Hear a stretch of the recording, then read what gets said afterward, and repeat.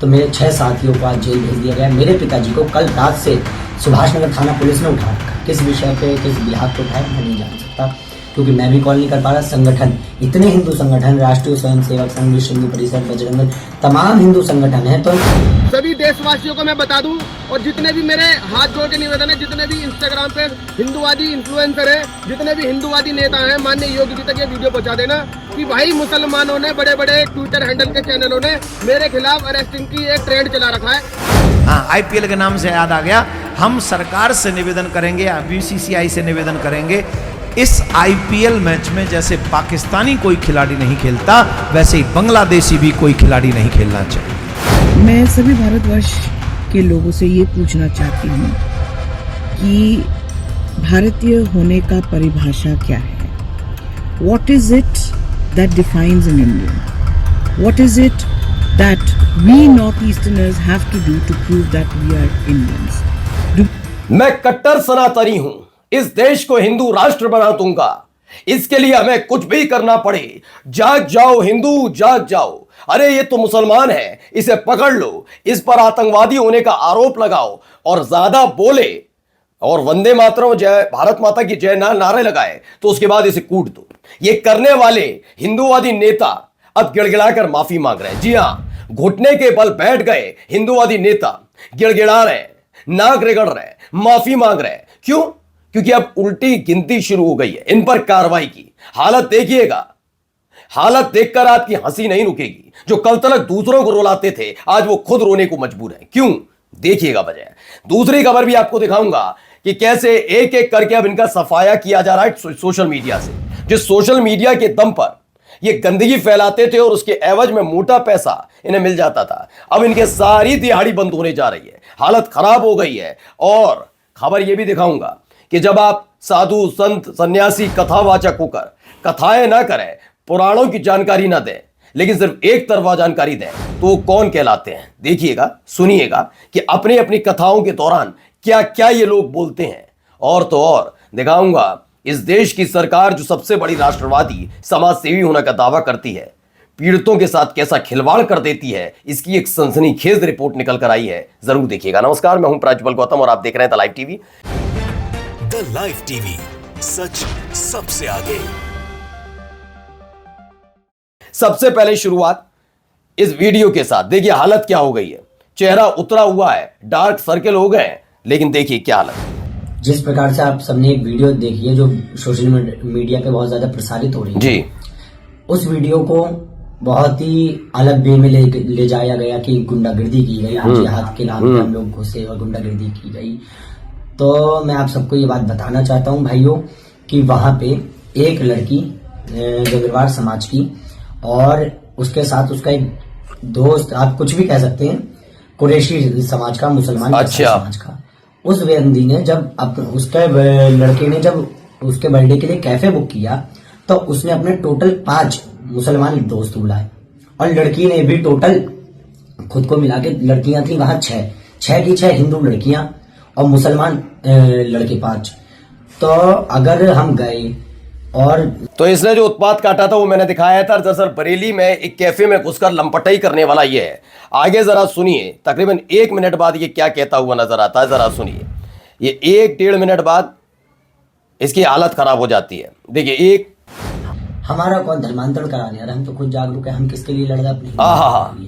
तो मेरे 6 साथियों को आज जेल भेज दिया गया। मेरे पिताजी को कल रात से सुभाष नगर थाना पुलिस ने उठाया। किस विषय पे, किस बिहाफ पे उठाया मैं नहीं जान सकता, क्योंकि मैं भी कॉल नहीं कर पा रहा। संगठन, इतने हिंदू संगठन, राष्ट्रीय स्वयंसेवक संघ, विश्व हिंदू परिषद, बजरंग दल, तमाम हिंदू संगठन है। तो मैं ये जानना चाहता हूँ कि मैंने कुछ गलत तो किया नहीं। आप खुद बताइए, बांग्लादेश में तो क्या क्या हालत कर दी जा रही है। सोते हुए घरों में घुस जाया जा रहा है, तलवार से मारा जा रहा है, बहनों के किसी की नस काट दी। तो अब इसकी हालत क्या खराब हो गई है। दरअसल इसके पिताजी को पुलिस ने हिरासत में ले लिया है, जो भी है पूछताछ उनसे चल रही है। इसके लंपट दोस्तों की गिरफ्तारी होगी और इस पे भी ये आदमी क्या कहता है कि नहीं, हमने कुछ गलत नहीं किया। दरअसल ये अकेला पड़ चुका है। यूपी के बरेली में बर्थडे पार्टी में उत्पात मचाने वाला चिंटू ऋषभ को ठाकुर अब डरा हुआ है, गिड़गिड़ाकर मदद मांग रहा है। कह रहा है कि मेरे पिताजी को पुलिस ने उठा लिया, मेरे साथियों को पुलिस ने गिरफ्तार कर लिया है।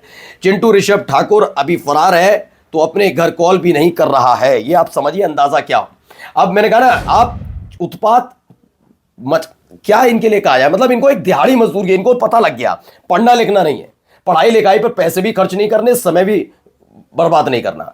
कितना ज्यादा से ज्यादा आपको 500 रुपए खर्च है, और 500 भी ज्यादा बता रहा हूं आपको, ज्यादा से ज्यादा 200-250 रुपए में काम हो जाएगा, आपको रोजगार मिल जाएगा। कैसे? एक भगवा गमछा खरीदिए, उसको धो लीजिएगा 10-15-20 दिन बाद भी, गंदा भी होगा थोड़ा तो साफ कर लीजिएगा, भगवा गमछा ओढ़िए। तिलक की सामग्री ले लीजिए, माथे पर तिलक, और हो सके 1-2 माला अपने गले में लटकाइए, और उसके बाद सिर्फ जय श्री राम के नारे लगाते रहना। यह आपका काम होगा, बस जगह ढूंढनी होगी। वही एक काम कर रहा था, इसको लगा मैं भी बन जाऊंगा, कुछ ना कुछ मिल जाएगा रोजगार, लेकिन हालत खराब हो गई। यही अकेला नहीं है, जरा दूसरा दिखाता हूं, ये तो मुसलमानों के खिलाफ नाम ले लेके करता है, ये दूसरा सुनिए। सभी देशवासियों को मैं बता दूं, और जितने भी मेरे हाथ जोड़ के निवेदन है, जितने भी इंस्टाग्राम पे हिंदूवादी इन्फ्लुएंसर है, जितने भी हिंदूवादी नेता हैं, माननीय योगी जी तक ये वीडियो पहुंचा देना कि भाई मुसलमानों ने, बड़े बड़े ट्विटर हैंडल के चैनलों ने मेरे खिलाफ अरेस्टिंग की एक ट्रेंड चला रखा है।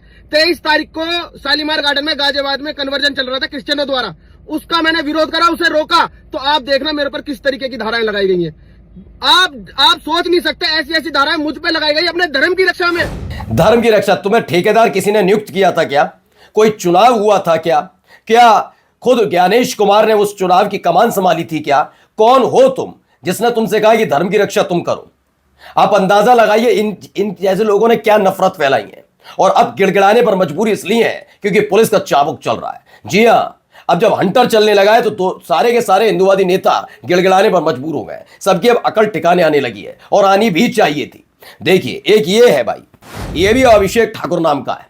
ये सब क्या करते थे, एक सोशल मीडिया पर, चाहे इंस्टाग्राम है, ट्विटर हैंडल है, सोशल यूट्यूब है, जो भी है, उस पर गंदगी उगलो, गालियां दो, काट दो, मार दो, ऐसा कर दो, वैसा कर दो, सब कुछ करो। क्या उखाड़ लेगा तू मेरा, क्या बिगाड़ लेगा तू मेरा, ये कर दूंगा मैं वो कर दूंगा, ये तमाशे करो।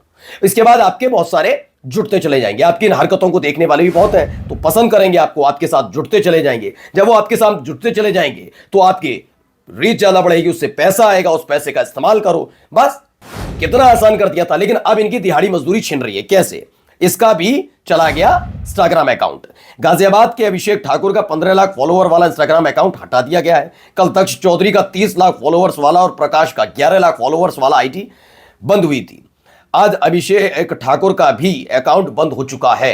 अब इनके सामने दिक्कत इस बात की, कहां से दिहाड़ी मजदूरी कमाएंगे, इसीलिए तो गड़गड़ा रहे हैं। अब करें क्या जाए, क्योंकि सफाई वहां से शुरू हुई। इनको फर्क नहीं पड़ता। आपको क्या लगता है पुलिस गिरफ्तार करी, मैंने मालूम है ऊपर से आदेश आएगा, छूट जाएंगे। देखा है ना, बीजेपी के प्रवक्ता गए थे छुड़ाने के लिए, और कल परसों वही व्यक्ति जिसको छुड़ाने गए थे वो बीजेपी के नेताओं के लिए क्या शब्दावली का इस्तेमाल कर रहा था। इन्हें फर्क नहीं पड़ता, इन्हें मालूम है ऊपर बैठे हमारे तैयार बैठे हैं, वो छुड़वा लेंगे। इनकी दिक्कत है कि पैसा कहां से आएगा। हमें नफरत परोसने के लिए कोई तो प्लेटफॉर्म चाहिए, वहां जगह नहीं मिल रही। जो काम सरकार नहीं कर रही थी इंस्टाग्राम ने कर दिया, हटा दिया इनका। आइए जरा इनको भी सुन लीजिए, इनका भी ज्ञान। हाँ, आईपीएल के नाम से याद आ गया, हम सरकार से निवेदन करेंगे, बीसीसीआई से निवेदन करेंगे, इस आईपीएल मैच में जैसे पाकिस्तानी कोई खिलाड़ी नहीं खेलता, वैसे ही बांग्लादेशी भी कोई खिलाड़ी नहीं खेलना। अच्छा, इनका क्या लेना देना था, सुनिए इनको। कौन कौन चाहता है बांग्लादेशियों का वॉकआउट होना चाहिए? वॉकआउट हमने एक दिन बॉयकॉट होता है भाई, बॉयकॉट, वॉकआउट नहीं होता। पता ही, मैंने कहा ना कुछ भी करना है आपको, बहुत आसान है इस देश के अंदर, बड़ा जबरदस्त है। बस कुछ नहीं, मैंने कहा ना, बस आपको थोड़े से पैसे खर्च करने, 250-300 रुपए, उसके बाद आपकी दिहाड़ी मजदूरी शुरू। वही हरकतें अब देखिए, इनका काम है कथा वाचन करना। इतना तो इन्होंने कह दिया, ये अच्छी, चलो मैं कहता हूं एक एक बांग्लादेशी का हम बॉयकॉट करेंगे। वॉकआउट इनकी तरह नहीं बोलता मैं भी खुद ऐसे हो जाएगा क्या इनको सुन के। चलिए हम बॉयकॉट करते हैं इनका, ठीक है ना।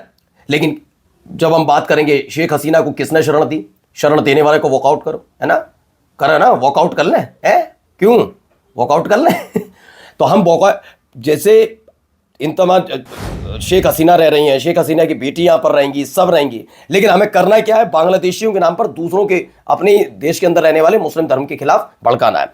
एक अंक गौरव पाल लिखते हैं, पोंगा बाबा एक बार अडानी से कह दो झारखंड के गोड्डा में बनी बिजली बांग्लादेश को देना बंद कर दे, बांग्लादेश अंधेरे में मर जाएगा। लेकिन उसको कहने की तुम्हारी हिम्मत नहीं है, वहां से चंदा आता है ना, उसके जहाज में घूमते। जवाब है तो दे दीजिएगा किसी को। अब आइए अगला जरा यहाँ इस घटना पर देखिए, वाकई बहुत शर्मनाक घटना थी। नमस्कार सभी भारतवासियों को, हेलो इंडिया। मेरा नाम जरिता लाइटफ्लांग है और मैं उत्तर पूर्वी भारत से आती हूँ। एक छोटा सा राज्य है जिसका नाम मेघालय है और मैं मेघालय से आती हूँ। मैं सभी भारतवर्ष के लोगों से ये पूछना चाहती हूँ कि भारतीय होने का परिभाषा क्या है? What is it that defines an Indian? What is it that we Northeasterners have to do to prove that we are Indians? तो कौन सा कागज, कौन सा साइन बोर्ड लेकर घूमूं कि बता सकूं कि मैं भारतीय हूं? भारत के उत्तर पूर्व क्षेत्र से आने वाली ने इन्होंने सवाल का जवाब है किसी के पास 1 मिनट 50 सेकंड में जो बातें कही हैं जरिता लाइटफ्लांग ने, वो सुनिए, कहा इन्होंने बिल्कुल सही बात है। हाल ही में जो हुआ वो यकीनन बहुत शर्मनाक था, बहुत शर्मनाक। क्या क्या शब्दावली का इस्तेमाल किया और उसके बाद उस लड़की की मौत हो जाती है। ये सारी हरकतें मैंने कहा ना किसी के सगे नहीं। आप सोचते ना मुसलमान मुसलमान, मैं कहता हूं कल मुसलमान थोड़ी दिनों के हटा देते हैं, जाओ केस भेज देते हैं। फिर ईसाई उनको भी हटा देना। फिर ये नॉर्थ ईस्ट के लोगों को नहीं, क्योंकि इनको दिहाड़ी मजदूरी चाहिए। दिहाड़ी मजदूरी के लिए किसी भी हद तक जाने के लिए तैयार है। और जरा सुनिए, क्या वाकई जेडीयू और इनमें ठन गई है क्या? मेरे देश को बदनाम किया जा रहा है। पीड़ा नहीं होती आपको? देश बदनाम नहीं हो रहा है क्या? सब खामोश हैं, चुपचाप बैठे हैं। बांग्लादेश पर सारा देश चिल्ला रहा है और अपने देश में क्या हो रहा है उस मामले में चुप्पी साधे बैठे हैं हम सब लोग। गांधी जी 30 जनवरी 1948 को नहीं मरे थे। उस दिन उनकी हत्या नहीं हुई थी। गांधी जी की रोज हत्या हो रही है। ये भारत की हत्या हो रही है। ये अज्ञानता नहीं है संदीप जी, बल्कि खतरनाक नस्लीय सोच है। नॉर्थ ईस्ट में मैं जाता रहता हूं। इन गधों को यह पता नहीं है कि 15 अगस्त 1947 को वो भारत आजाद हुआ है तो नागालैंड भी हुआ कि नहीं हुआ ये नहीं मानते हैं। मैंने कहा ना, अब मोर्चा इनके अपने साथी खोल रहे हैं। और जाते जाते एक खबर जरा देख लीजिए।